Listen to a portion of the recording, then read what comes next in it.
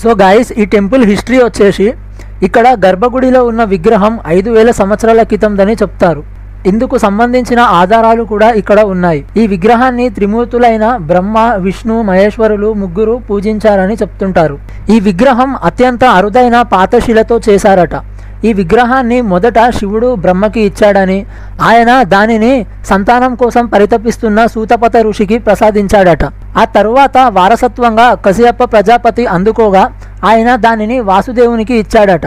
కృష్ణుడు తండ్రి నుండి ఆ విగ్రహాన్ని అందుకొని ద్వారకలో ప్రతిష్ఠించాడు.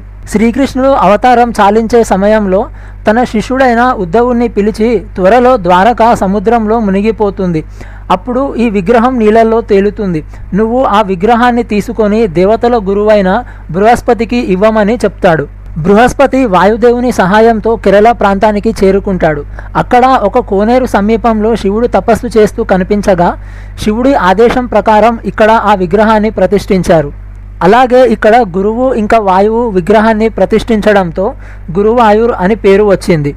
మొదట ఈ ఆలయాన్ని విశ్వకర్మ నిర్మించగా ఆ తరువాత పాండ్యరాజులు నిర్మించారని చెబుతారు. సో గాయస్, ఈ గుడిలో ఇంకొక ప్రత్యేకత ఏంటంటే కేరళలో ఎక్కడ జరగనన్ని పెళ్లిళ్ళు ఈ గుడిలో జరుగుతాయి. ఈ గుడిలో పెళ్లి చేసుకుంటే వాళ్ళు జీవితాంతం సుఖంగా ఉంటారని నమ్మకం. ఆ పెళ్లి కూడా 10 నిమిషాల్లో చేస్తారు.